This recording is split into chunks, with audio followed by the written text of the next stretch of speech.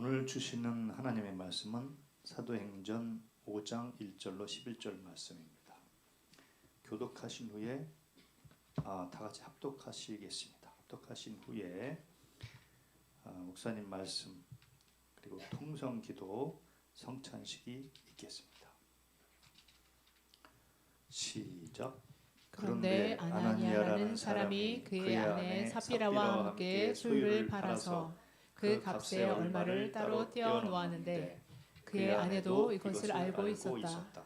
그는 떼어놓고 난 나머지를 가져다가 사도들의 발 앞에 놓았다. 그때에 베드로가 이렇게 말하였다. 아나니아는 들으시오. 어찌하여 그대의 마음이 사탄에게 홀려서 그대가 성령을 속이고 땅값의 얼마를 몰래 떼어 놓았소. 그 땅은 팔리기 전에도 그대의 것이 아니었소. 또 팔린 뒤에도 그대 마음대로 할 수 있었던 것이 아니었소. 그런데 어찌하여 이런 일을 할 마음을 먹었소. 그때는 사람을 속인 것이 아니라 하나님을 속인 것이오. 아나니아는 이 말을 듣고 그 자리에서 쓰러져서 숨졌다. 이 소문을 듣는 사람은 모두 크게 두려워하였다. 젊은이들이 일어나 그 시체를 싸서 메고 나가서 장사를 지냈다. 3시간쯤 지나서 아나니아의 아내가 그동안에 일어난 일을 알지 못하고 들어왔다. 베드로가 그 여자에게 물었다. 그대들이 판 땅값이 이것뿐이요? 어디 말해보시오. 그 여자가 대답하였다. 예, 그것뿐입니다. 베드로가 그 여자에게 말하였다. 왜 그대들 대외는 서로 공모해서 주님의 영을 시험하려고 하였소? 보시오, 그대의 남편을 묻은 사람들의 발이 망문에 다다랐으니 그들이 또 그대를 메고 나갈 것이오. 그러자 그 여자는 그 자리에서 베드로의 발 앞에 쓰러져서 숨졌다. 젊은이들이 들어와서 그 여자가 죽은 것을 보고서 메어다가 그 남편 곁에 묻었다. 온 교회와 이 사건을 듣는 사람들은 모두 크게 두려워하였다. 아멘.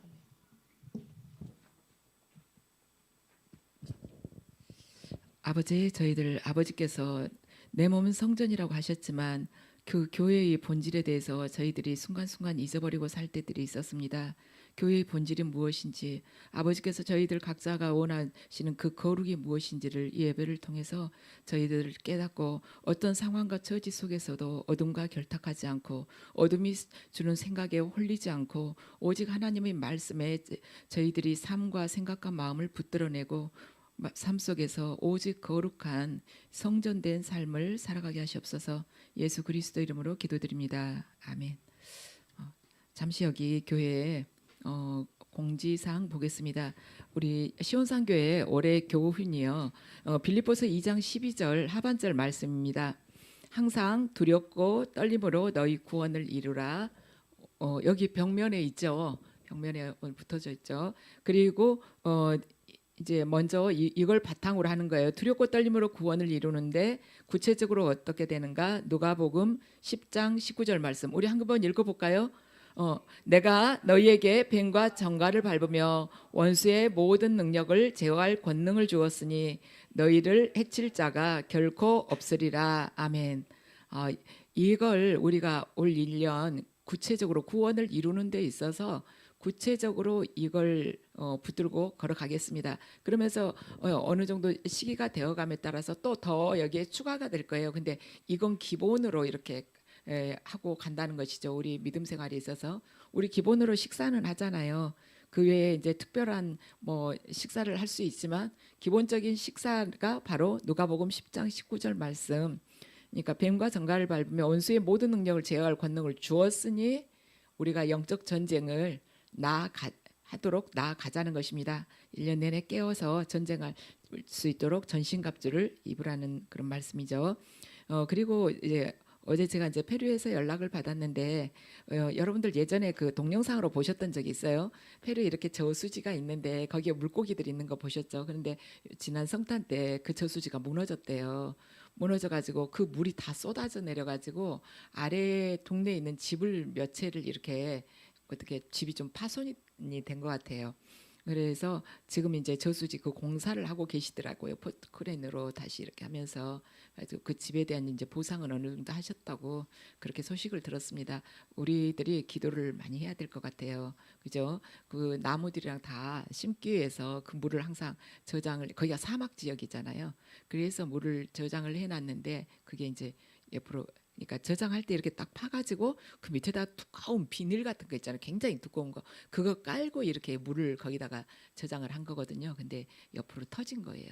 그래서 우리가 페루를 위해서, 페루 우리 선교지를 위해서도 잊지 않고 계속 기도하셔야겠습니다. 그리고 수고하시는 선교사님과 그 가족들도 여러분들 꼭 기도해 주시기 바랍니다. 자, 오늘 이 시간에는 성령과 속이는 영이라는 제목으로 말씀을 전하겠습니다. 여러분들 요즘에 뉴스 보시면은 와 정말 뉴스 보기가 무서울 정도이죠. 하루가 멀다 하고 놀라운 사건들이 터지고 있습니다. 근데 저는 이제 이 일본의 지진을 보면서도 사실 땅이 흔들렸지만 이 전체적으로 이 우주적인 전체적인 이 흔들림이 지금 있구나, 마지막 때 그러한 생각을 했어요. 그래서 이것을 우리가 그냥 육의 눈으로만 보게 되면은 두려움과 염려 때문에 잠이 안 올 것 같아요. 그 다음에는 어떻게 되지? 우리는 어떻게 되는 거야? 저것뿐만이 아니라 경제적으로도 어렵다는데 어떻게 되는 거지? 그런데 이걸 영적인 관점으로 보게 된다면은 두려워할 것이 아니라는 것입니다. 근데 육의 눈으로 보면은 자칫하면 거기에 빠지게 되면 믿음을 놓치기가 십상입니다. 그래서 요즘 같은 이 어지러운 세상 속에서, 이 불안한 세상 속에서 하나님을 믿는다는 것이 저와 여러분에게 얼마나 큰 축복인지 모르겠어요. 우리가 하나님을 믿지 않았더라면 어떻게 무엇을 믿고 이 밑에 말하자면 부평초처럼 뿌리가 땅에 박히지도 않는 동동 떠다니면서 무엇에 의지하면서 살아갈 수가 있겠습니까?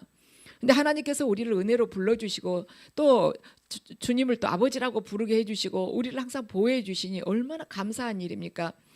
그래서 저는 요즘 이 시대의 이 상황을 보면서 온갖 사건들이, 정말 불안한 사건들이 여기저기서 전 세계에서 터지고 있잖아요.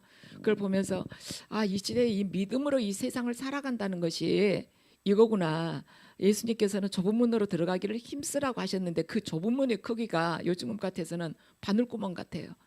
이 육의 세계 속에서 일어난 그 모든 것을 초월해 가지고 오직 주님만 붙들고 그 바늘구멍을 들어가야 된다, 통과해야 된다는 그런 마음이 요즘에 참 듭니다. 첨탑 끝에 서 있는 심정이에요. 근데 우리들 각자가 첨탑 끝에 서 있어도 오직 예수 그리스도 그분만 바라보게 된다면 이 어떤 환난이나 이러한 상황 속에서도, 최악의 상황 속에서도 반드시 그분께서 우리를 보호하시고 그분 뜻하신 바대로 우리를 이끄실 것입니다.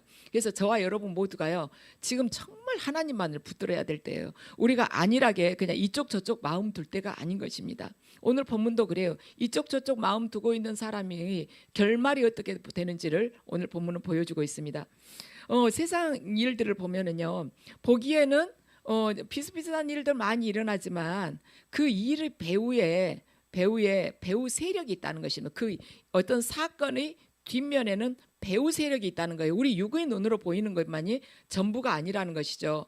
왜냐하면 진짜 뜻은 그 배후에 숨어 있기 때문입니다. 우리가 이제 근대사를 보더라도 저 사건이 왜 일어났지?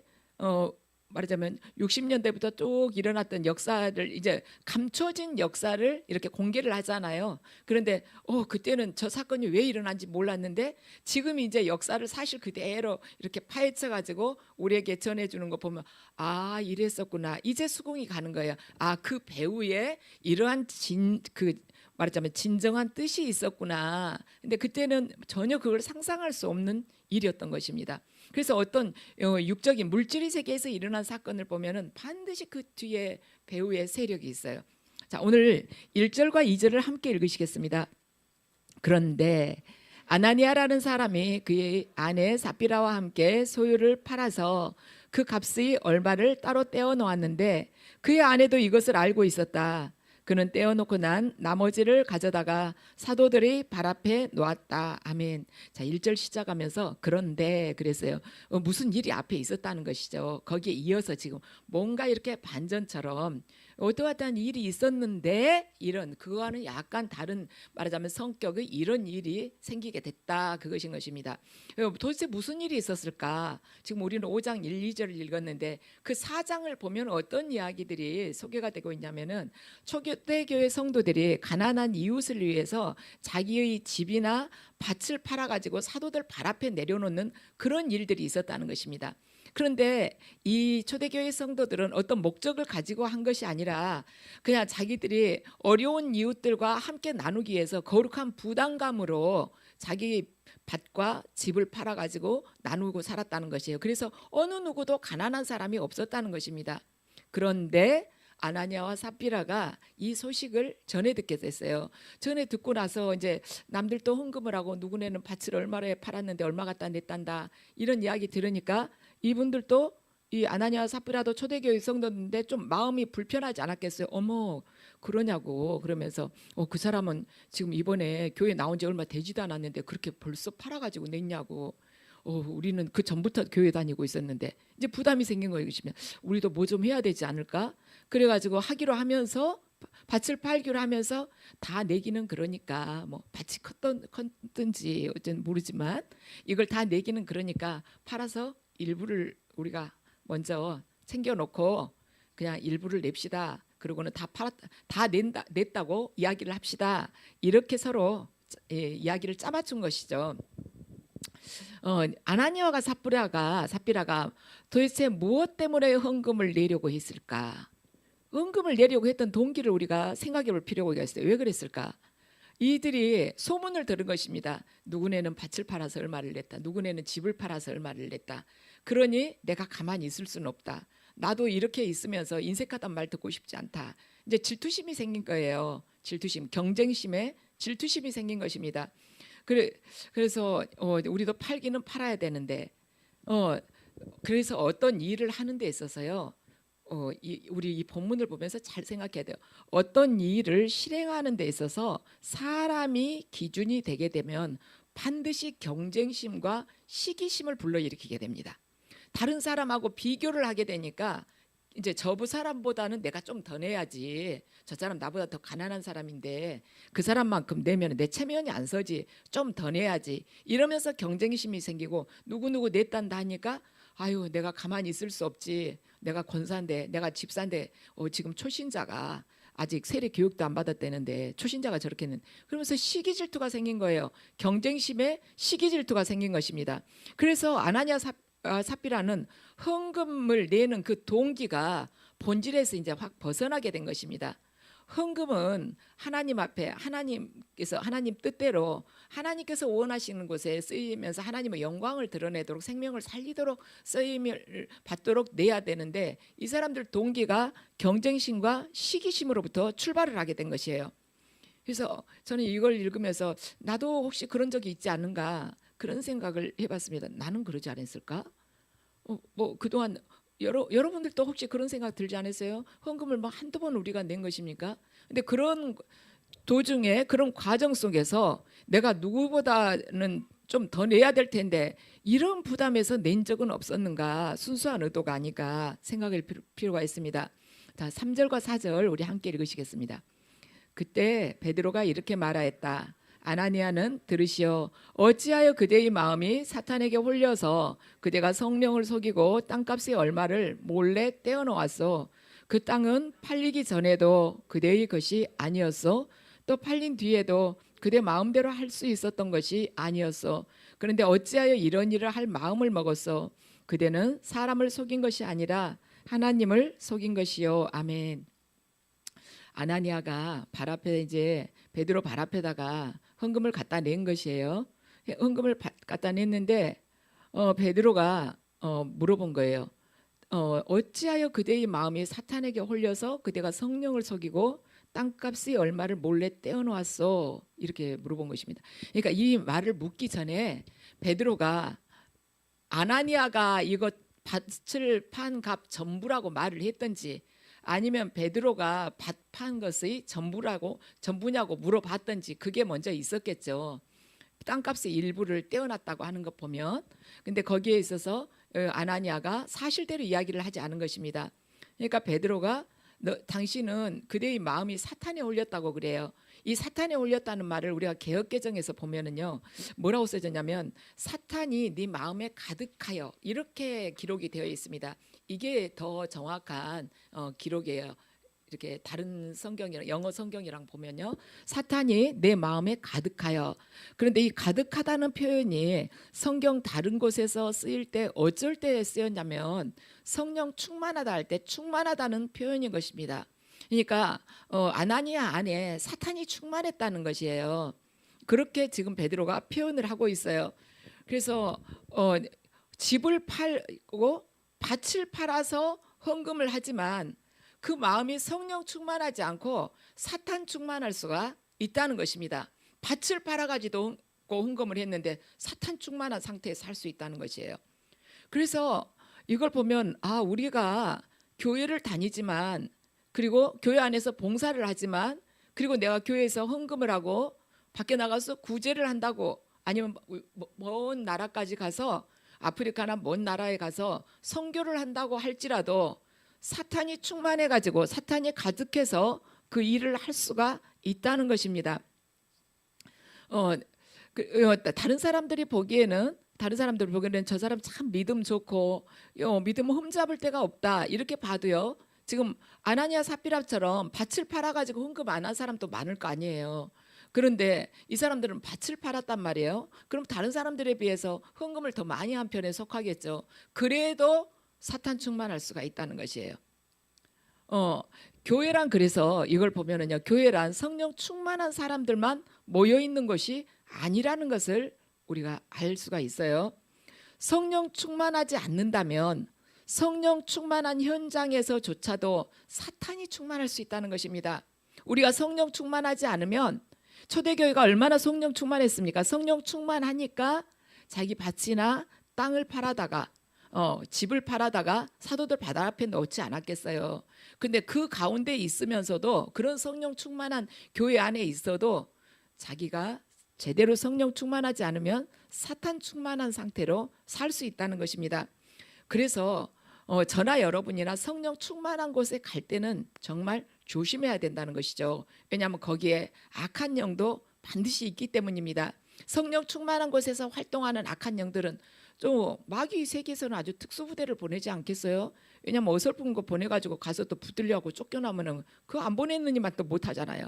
그러니까 더 특수 정예부대로 해가지고 거기를 보내지 않겠습니까? 그러니까 그 마귀들이 얼마나 열심히 일을 하겠어요. 특별한 훈련을 받아서 파견됐는데. 그러니까 우리가 성령 충만한 곳에도 마귀가, 사탄이 강한 사탄들이 일을 하고 있구나, 그걸 알고 항상 깨어 있어야 된다는 것이죠. 자, 아나니아와 삽비라가 왜 이런 식으로 헌금을 냈을까? 자, 경쟁심과 시기심, 그것 때문이고, 또 이 사람들은요, 하나님과 재물을 같이 섬기고 있던 사람들이었어요. 왜냐하면 하나님의 그 교회에서 헌금했다는 이름도 남기고 싶고, 또한 사람들로부터 아나니아 형제님 그렇게 헌금 많이 냈냐고 이런 칭찬도 좀 받고 싶고, 그리고 또 한편에는 이 재물을 또 포기하고 싶지도 않은 거예요. 팔기는 팔았는데 다 내고 싶지는 않은 것입니다. 포기하고 싶지 않은 거예요. 그러니까 하나님을 섬기기도 하면서 재물은 그냥 가지고 있고 싶고, 또 다른 사람한테 칭찬도 받고 싶고, 여러 가지 생각이 지금 섞여져 있죠. 경쟁심도 있고 시기심도 있고, 하나님 그래도 섬기고는 싶고 다른 사람한테 칭찬도 받고 싶고, 또 재물 다 내놓고 싶지는 않고, 이렇게 복잡한 마음이 있는 것을 보고 사탄이 가득한 것이라고 표현을 하고 있습니다. 이 마음이 바로 부패한 마음이요, 타락한 마음이요, 죄악된 마음인 것입니다. 한 가지 마음이 아닌 거예요. 여러 가지가 이렇게 섞여 있는 것입니다. 비빔밥처럼. 근데 주님께서는 말씀하셨어요. 오른손이 한 일을 왼손이 모르게 하라고 말씀을 하셨습니다. 여러분들 이 말씀 가만 생각할 때, 내 오른손이든 왼손이든 다 내 신체인데 내 오른손으로 한 일을 내 왼손이 왜 모르겠어요? 도대체 그게 어떤 의미일까? 왼손이 무슨 의식이 있는 것도 아닌데 도대체 왜 눈도 없는데 왜 모르게 하라고 하시는 걸까? 그것은요, 오른손이든 왼손이든 다 내 자신의 신체잖아요. 그렇기 때문에 나를 의식하지 말고 하라는 것입니다. 나.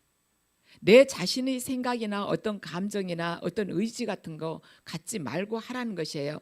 그래서 내가 나를 의식하는 신앙생활이 아니고 하나님을 의식하는 신앙생활을 할 때 그때 우리들이 하나님을 향한 경외심을 잃지 않게 된다는 것입니다.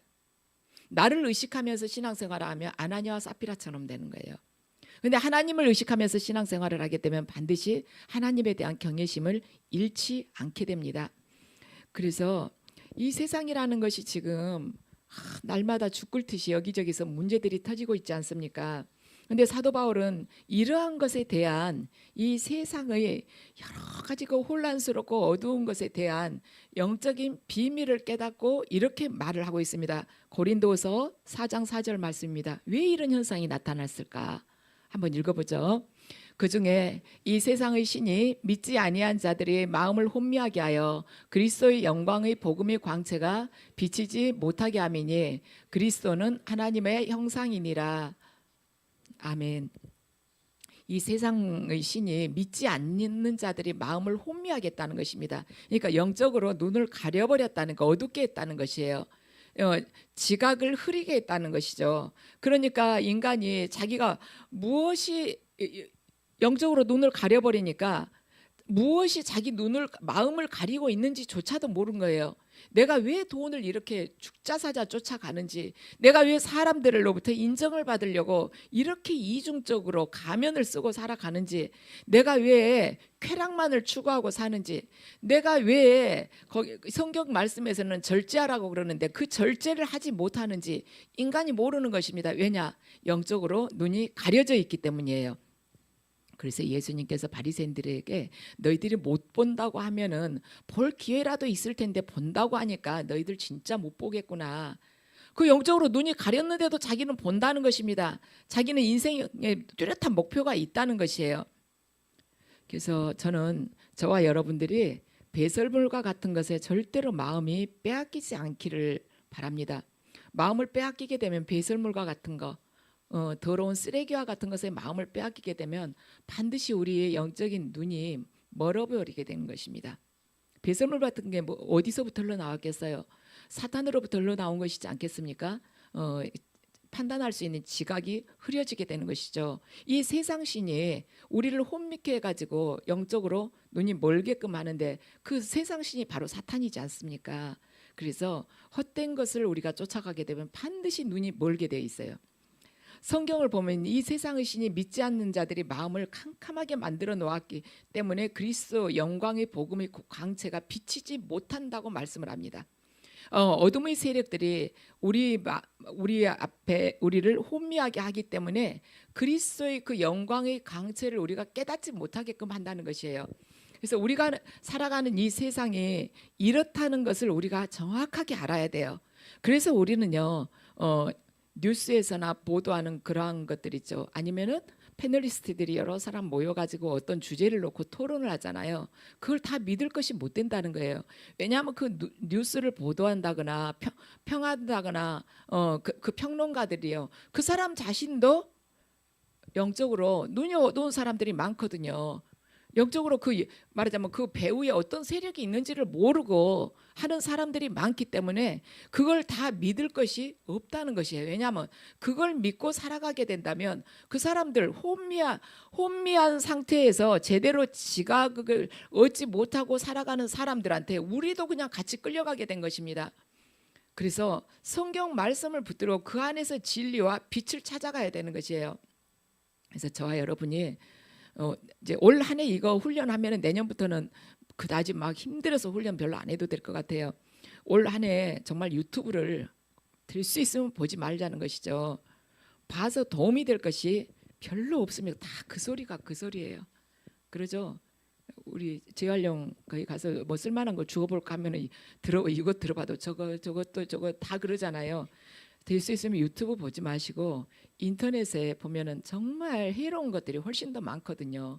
그 뉴스도 필요하면 한 번 보지. 그 뉴스 또 한 번 더 받고 뭐 그 자세하게 그 다음번에 어떻게 됐나, 지진 났는데 그 다음번에 또 어디로 또 이 진앙이 또 어디로 옮겨졌나, 여지는 어떤가 자세히 볼 필요 없어요. 세상 일이랑 시간이 지나고 나면은 다 어떻게 해결이 되어 있고 지나가게 마련인 것입니다.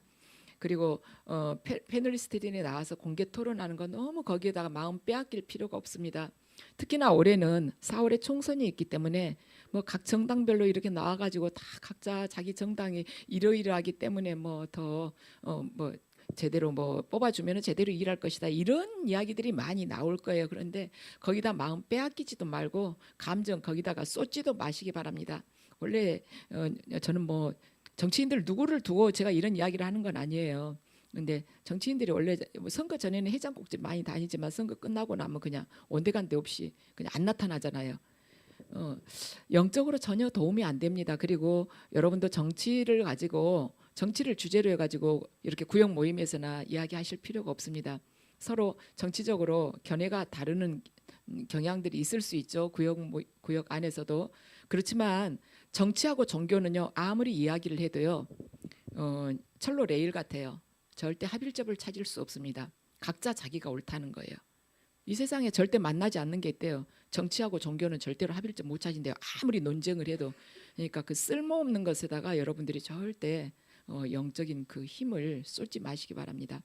저도 이 신앙 이렇게 모임으로 해가지고 노예 이제 이 목사님들 모임 단톡방이 있죠. 노예 단톡방에. 근데 한번 어느 분이 어느 이제 특정한 누구에 대해서 말하자면 정치적인 어느 목사님에 대해서 막 이분 말하자면 지지한다, 기도해달라 이렇게 막 올리신 거예요. 올리신 적이 있었는데 다른 목사님이 그 밑에다 딱 쓰신 거예요. 여기는 정치방이 아니라 예수방이니까 그런 이야기 그만해달라고 그렇게 하신 것입니다. 우리는요 예수 그리스도 바라보고 걸어가는 거예요. 이 세상의 것은 다 헛되고요. 다 때가 되면 다 지나가게 돼 있어요. 그러니까 거기에 너무 집착하지 마세요. 왜냐하면 떠다니는 먼지나 다름이 없는 것입니다. 잡을 필요도 없고 그걸 가지고 우리가 골머리 썩을 필요도 없어요. 오직 영원히 변치 않고 빛나는 하나님의 말씀만 이걸만 붙들고 가시면 되는 것입니다. 그분만이 우리를 영원하게 책임지실 수 있지 나머지는 다 사탕발림으로 말을 해도요 때 되면은요 온지간지 흔적도 보이지가 않습니다. 뱀이 지나간 자리 같아요. 흔적도 없죠. 그리고 너무 스포츠에 빠질 필요도 없고요. 인터넷이나 TV나 뭐 이렇게 유튜브 보면서 내가 좋아하는 스포츠에 빠지게 되면 그것도 건전한 것 같지만 절대 그렇지 않아요. 시간을 많이 빼앗기게 돼요. 홈쇼핑 하지 마시고 휴대폰 뭐 카톡이나 그런 거 하실 때도 조금 이렇게 자제를 하세요. 꼭 필요한 일 아니면 될 수 있으면 안 하는 식으로. 거기다가 우리가 많이 빼앗기거든요. 성경 볼 시간은 별로 없다. 시간이 없어서 기도 더 하고 싶은데 시간이 없어서 안 된다 하지만은 사실 카톡이나 그런 거 뭐 메시지 보내고 이런 시간들을 줄이다 보면은 훨씬 많은 시간을 영적인데 할애를 할 수가 있습니다. 그래서 요즘에는 얼마나 휴대폰에 대해서 사람들이 신뢰를 하고 중요하게 생각을 하는지 어떤 분이 그 말씀을 하세요. 휴대폰은 나의 목자 아쉬울 것이 없노라 이렇게 이야기. 이거 하나 들면은 모든 거 할 수. 나의 목자가 휴대폰이라는 거예요. 아쉬울 거 하나도 없다고. 근데 우리가 그걸 내려놓자는 것입니다. 여러분들이 하나님의 말씀을 주야로 붙들지 않으면 이 내 생각 안에 가라지를 뿌리는 영적인 존재에 계속해서 우리가 끌려가게 돼요. 그래서 1년 내내 우리가 저 누가복음 10장 19절 말씀을 그걸 매일매일 밥 먹는다 생각을 하고 여러분들 지금 올 1년 동안 하나님께서 영적인 군대로 만들려고 그러시거든요. 그래갖고 능력을 주려고 그러세요. 사실 그동안에 우리가 저걸 별로 안 했잖아요. 누가복음 10장 19절 말씀을 실제로 이제 막 훈련하다시피 그렇게 살아가진 않았습니다. 근데 그 이유가 뭐냐면 일부러 이거 절제를 시킨 게 뭐냐면 우리가 예전에 자칫 좀 잘못된 은사를 우리가 추구했었지 않습니까? 그러면서 이게 미혹되고 잘못된 그 은사적인 부분들, 영적인 부분들이 말하자면 양심 역사죠. 그런 게 우리들에게 있어서 그래서 거기에 대한 어떤 미련이나 막연한 환상 같은 걸 완전히 여러분들에게 끊어버리도록 하기 위해서 막 절제하시라고 은사사역도 절제하시라고 이렇게 했었는데 들으려고도 하지 마시고 보려고도 하지 마시고 그러시라고 했잖아요. 그런데 지금은 이제 그게 많이 씻겨져 내려간 것 같아요. 씻겨진 것 같아요. 그러니까 하나님께서 지금 우리 교회에 저걸 주셨다고 저는 봅니다. 그래서 하나님께서 우리에게 권능을 주시려고 그러시거든요. 그래서 하나님께서 주시고 잘 때 우리가 또 기도하고 경건한 삶을 살아가면서 그걸 받아야죠. 받아야지 나의 삶 속에서도 묶임도 끊어낼 수가 있고 다른 사람도 또 살릴 수가 있잖아요. 그래서 이 신앙생활이라는 것은 이 말씀과 기도로 또한 영적인 권능으로 나가서 하나님을 증거할 수 있으면 훨씬 좋죠. 지금 아나니아와 삽비라가 갑자기 밭을 판 돈 일부를 자기들이 챙긴 것이 뭐냐면 그 사람들이 원래 그런 사람들이었다기보다는 그들이 생각에 이 악한 생각을 사탄이 뿌렸기 때문에 그렇게 된 것이에요. 베드로가 성령 충만해서 말을 하고 있습니다. 당신 안에 왜 그렇게 사탄이 충만해 가지고 그렇게 밥 한 돈의 일부를 떼었냐고 이야기를 합니다. 그래서 하나님께서는요, 이걸 보면은 헌금의 액수에 좌우되는 분이 아니시구나. 하나님은 헌금의 액수에 좌우되는 분이 아니에요. 왜냐하면 예수님께서 과부의 2렙돈이 저 부자가 낸 저 큰 헌금보다도 훨씬 큰 걸 냈다고 그러셨거든요. 왜 더 큰 것을 냈냐? 과부는 자기 전부를 주님께 드렸거든요. 겉보기에는 2렙돈 같지만 과부에게는 자기 모든 것을 다 드린 것이에요.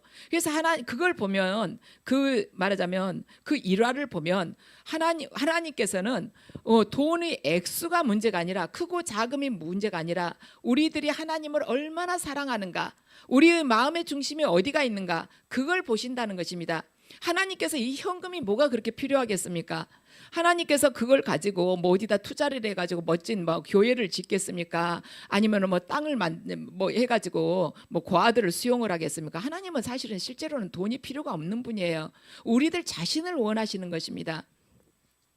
자, 하나님 앞에서는요, 우리가 절대로 거짓말을 해서는 안 되는 것이죠. 그래서 거짓말이 시작됐다, 내가 거짓말을 했다 그러면 사탄이 내 안에서 지금 장악하고 있구나. 저는 이 본문을 읽으면서 정말 무서운 게 뭐냐면 이런 일들 많잖아요. 우리가 사실 이런 일 얼마나 흔하게 들어요. 이 사람은 그래도 반이라도 냈지. 반 내지도 돈 하나도 안 내면서 거짓말 잘한 사람 얼마나 많아요. 헌금 안 내면서도 거짓말을 그냥 술술술 잘한 사람들이.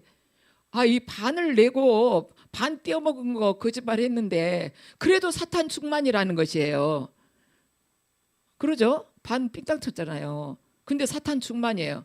근데 헌금 하나도 안 내고도 거짓말을 그냥 이 기름 바르듯이 술술 하는 사람이 눈 하나 깜빡도 안 하고, 그게 하나님 앞에서 얼마나 큰 죄일까. 우리가 다른 사람 안에 있어서 나하고 마음이 좀 안 맞은 사람에 대해서 그 사람을 흉을 뒤에서 보는 것도 죄인데 없는 말 만들어 가지고 그 사람을 공경에 빠뜨리는 것이 옛날 이 시대 같으면 그냥 즉사할 일이구나, 그런 생각이 들었어요. 그래서 우리가 하나님 앞에서 정말 거룩이라는 것을 잊지 않아야겠다 그러잖아요. 하나님이 얼마나 무섭게 치십니까? 아나니아와 삽비라만 특별히 죄가 딴 사람보다 더 커서 있겠습니까? 지금 그 후로 그보다 더 훨씬 많이 삼킨 사람들이 얼마나 많습니까? 그 어떤 분은 자기 교회에서 신용을 얼마나 이렇게 받아가지고 교회 돈을 뭐 500억인가를 그러니까 교회 재산만은 아니겠죠. 이 교회 성도들한테도 신임을 다 받아가지고 그 500억 정도를 챙겼대요. 그러니까 이분이 새벽 예배도 한 번도 안 빠지고 나오셨대요. 봉사도 그렇게 열심히 하고. 그러니까 엄청나게 믿음이 좋은 사람으로 생각을 한 거예요. 목적은 딴 데가 있었는데 그렇게 하고 챙겨버린 사람도 있는 거예요. 하나님 앞에서 얼마나 무서운 죄입니까? 근데 지금 우리가 나무말 할 때가 아니라 그 사람이 뭐 수완이 어떻게 좋았는지는 모르지만 우리는 작은 것에서부터 하나님 두려워할 줄 알자는 것입니다. 이 사건은 결코 큰 일이 아니에요. 요즘으로 보자면. 그런데 하나님께서 죽음을 허락하셨다는 것이죠. 모든 것을 우리 머리털까지 세고 계신 하나님, 우리가 사람을 의식을 할 것이 아니라 하나님을 의식할 때 우리는 두려워하고 경외하는 마음을 가지고 거룩하게 살 수가 있는 것입니다. 히브리서 4장 13절 말씀 함께 읽으시겠습니다. 지으신 것이 하나도 그 앞에 나타나지 않음이 없고 우리의 결산을 받으실 이의 눈앞에 만물이 벌거벗은 것 같이 드러나느니라. 아멘. 우리들이 벌거벗은 것처럼 하나님 앞에서 모든 것이 드러나게 되어 있다는 것입니다. 그분이 그렇게 바라본다는 것이죠. 이 본문을 보면요, 아나니아와 삽비라가 헌금을 하고 죽었어요. 헌금을 하면서 죽었다는 것이 이 이야기 결말입니다. 그래서 교회란 여기에서 지금 이 본문을 통해서 초대교회 지금 초반에 나온 이야기거든요. 근데 하나님께서 왜 이렇게 어떻게 보면은 심하게 하셨는가? 우리가 보기에는 좀 심한 것 같죠. 근데 하나님, 공의의 하나님이 실수하시지 않는 하나님 당연하시겠지만 왜 그렇게 하셨는가 보라는 거예요. 교회는 정말 순결무구한 곳에서 세워지는 것이다. 교회란 성령 충만할 때 교회지, 성령 충만하지 않는 사람들로서 교회가 이루어지지 않는다는 것을 하나님께서 보이신 것입니다. 그래서 교회의 본질은 거룩에 있단다. 근데 이 교회 이것의 본질이 거룩에 있는 것이 아니라 저와 여러분의 심령의 본질이 거룩해야만이 교회가 세워진다는 것입니다. 자, 5절 6절 함께 읽으시겠습니다. 아나니아는 이 말을 듣고 그 자리에서 쓰러져 숨졌다. 이 소문을 듣는 사람은 모두 크게 두려워하였다. 젊은이들이 일어나 그 시체를 싸서 메고 나가서 장사를 지냈다. 아멘.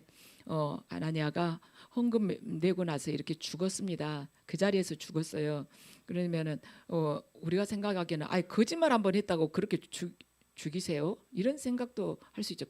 그러면서 거짓말하면 안 되겠구나 이렇게 생각할 수 있고, 우리는 믿지 않는 사람들은 뭐 하나님이 죽이셨다니 뭘 그래, 우연히 죽었지, 우연히 그 시간에 죽은 것뿐이지, 또 그 시간에 심장마비로 해서 죽을 수도 있지, 이렇게 믿지 않는 사람들은 치부할 수도 있습니다.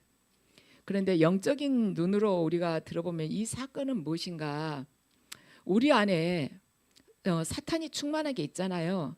그러면 거짓말을 할 수 있다는 것입니다. 우리들이. 근데 그 사탄이 우리를, 아무리 사탄이 우리 안에 충만해도요, 그 사탄이 우리를 절대로 지켜주지 않다는 거예요. 사탄은 우리를 지켜주는 존재가 아닙니다. 죽이려고 들어온 것이에요. 사탄이 아무리 충만하게 강하게 우리 안에 있어도요, 강하게 우리를 지켜주지를 않아요. 결국 그들은 우리를 죽음으로 끌고 가는 것입니다. 사탄 안에는 생명이 없어요.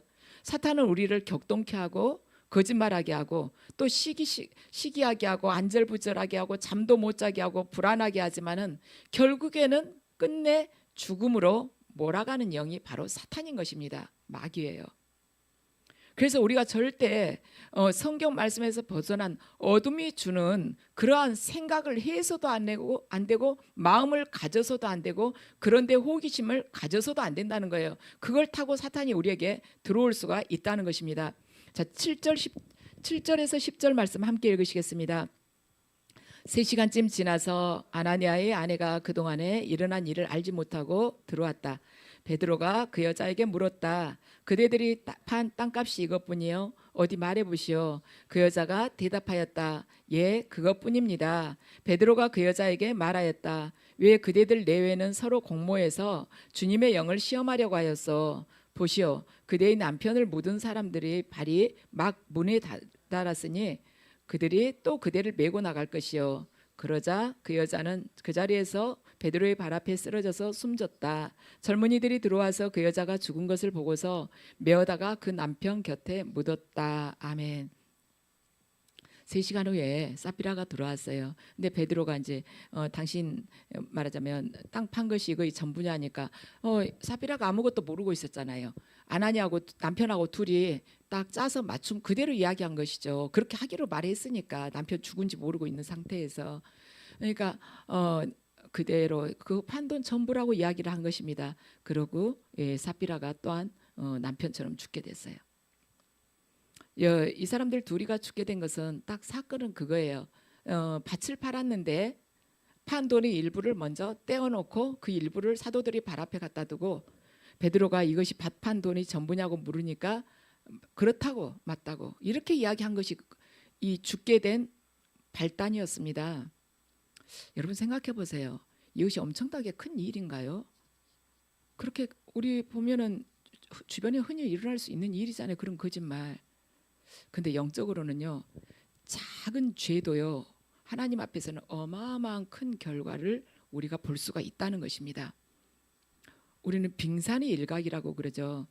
죄는요, 작게 이렇게 작은 여린 싹처럼 살짝 올라와도요, 그 밑에 악의 세력이 어마어마하게 큰 악의 세력이 있다는 것이에요. 이 사람들이 했던 것은 그 단순한 거짓말 딱 한마디였어요. 밭 판 돈 전부입니다. 이거였어요.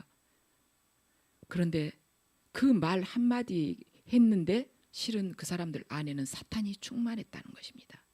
그래서 우리가 두려워해야 될 것은 내가 죄의 어떠한 양상이나 생각이나 행동을 내가 좀 했다면 내 안에 어마어마한 사탄이 있을 수 있다는 것이에요. 사탄 충만했으니까 이 사람들이.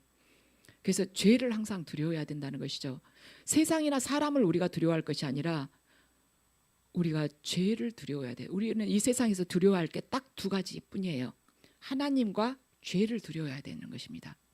작은 죄도 우리 두려워해야 돼요. 이 말 한마디에 하나님께서 어마어마한 심판을 하신 것이죠.